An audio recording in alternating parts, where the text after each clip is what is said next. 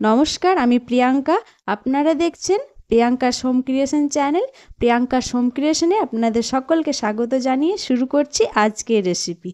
আজ আমি আপনাদের সঙ্গে কুমড়ো শাকের চচ্চড়ি রেসিপি শেয়ার করব। কুমড়ো শাকের চচ্চড়ি বানানোর জন্য আমি নিয়ে নিয়েছি কুমড়োর শাক, আলু, বেগুন আর ঝিঙে। তো আমি সব কেটে নিয়েছি। আলু বেগুনগুলো সব আমি লম্বা শেপে কেটেছি, কুমড়োগুলোকেও ডাটা রেখে আমি কেটে নিয়েছি।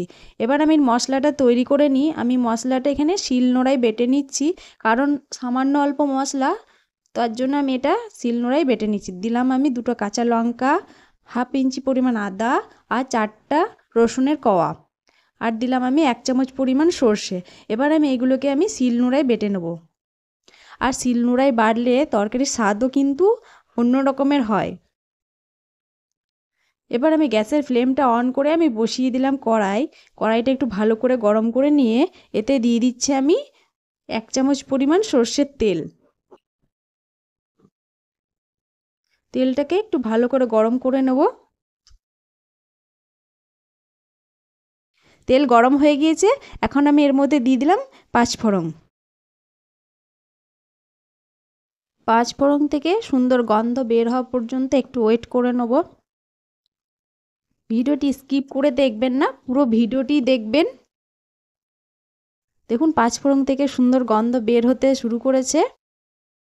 এখন আমি প্রথমে এর মধ্যে দিয়ে দিচ্ছি কেটে রাখা আলু।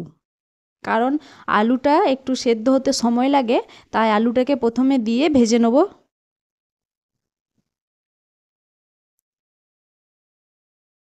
তেলের ওপর আলুগুলোকে দিয়ে দিলাম। এবার আলুটাকে আমি ভেজে নেব।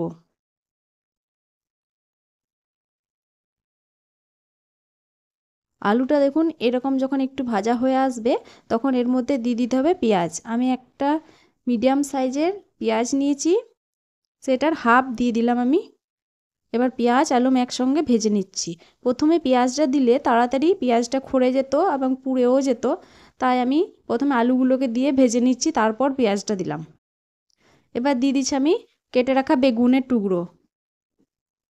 এখানে 4 টুকরো বেগুন নিয়েছি, সেই বেগুনের টুকরোটা দিয়ে আমি ভালো করে ভেজে নেব।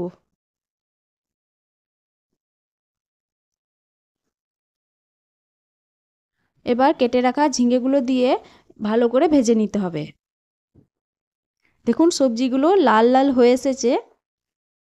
এখন আমি এর মধ্যে দিয়ে দিচ্ছি 1/4 চা চামচ লবণ, আর দিয়ে দিলাম 1/4 চা চামচ হলুদের গুঁড়ো। লবণ এবং হলুদটা দিয়ে ভালো করে মিশিয়ে নেব। এই সময় লবণ দিলে সেদ্ধ হয়ে যাবে, আর হলুদের গুঁড়ো দিলে হলুদের গন্ধটাও চলে যাবে। তাই হলুদের গুঁড়োটা দিয়ে একটু ভালো করে ভেজে নিতে হবে। আর দিয়ে দিচ্ছি এবার আমি কেটে রাখা কুমড়ো শাক এবং কুমড়ো শাকের ডাঁটা। আমি এখানে ডাঁটাগুলোকেও নিয়েছি, ডাঁটাগুলো ফেলিনি।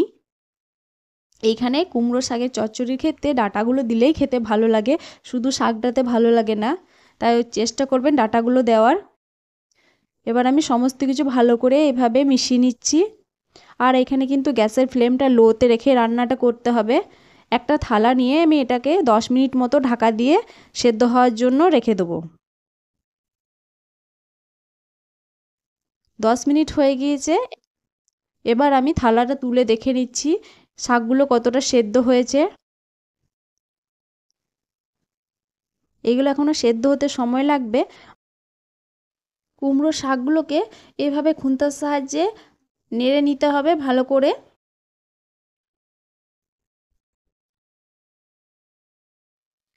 এই শাকগুলোকে এভাবে নেড়ে নেড়ে সেদ্ধ করে নিতে হবে। অনেকটাই সেদ্ধ হয়ে গিয়েছে, প্রায় 80%। আমি আরও এভাবে নেড়ে নেড়ে সেদ্ধ করে নিলাম। এবার আমি যখন শাকগুলো এরকম অবস্থায় সেদ্ধ হয়ে আসবে, তখন দিয়ে দিতে হবে যে বেটে রাখা মশলাটা, যেটা আমি বেটে রেখেছিলাম সর্ষে, কাঁচা লঙ্কা, আদা, রসুন, সেই মশলাটা দিয়ে ভালো করে মিশিয়ে নেব। আর ওইটা বেটে সঙ্গে সঙ্গে দেবেন না। টেস্টটাকে ব্যালেন্স করার জন্য দিয়ে দিলাম হাফ চামচ পরিমাণ চিনি। এই কুমড়ো শাকের মধ্যে একটু চিনি দিলে ভালো লাগে খেতে। সর্ষে বাটা দিয়ে এইভাবে মিশিয়ে নিতে হবে। দেখুন আমি কিন্তু এখানে কোনো জল ব্যবহার করিনি। এই যে মশলা, এটা জলটা দিয়েছি, সেই মশলাটাতেই কিন্তু রান্নাটা হচ্ছে। চেষ্টা করবেন এখানে জল যত কম ব্যবহার করবেন, খেতে কিন্তু ততই বেশি ভালো লাগবে রান্নাটা। এখানে আমার রেসিপি কমপ্লিট। গ্যাসের ফ্লেমটা অন করে দিয়েছি। এবার আমি একটা বাটিতে এটা তুলে নিচ্ছি। বাস প্লেটে তুলে নিলেই রেডি গরম গরম ভাতের সঙ্গে পরিবেশন করার জন্য কুমড়ো শাকের চচ্চড়ি। আজকে আমার এই রেসিপি আপনাদের কেমন লাগলো অবশ্যই কমেন্ট করে জানাবেন। আর ভালো লাগলে একটা লাইক দিতে ভুলবেন না কিন্তু। ভালো থাকবেন, সুস্থ থাকবেন। আবার দেখা হবে নতুন একটা রেসিপি নিয়ে।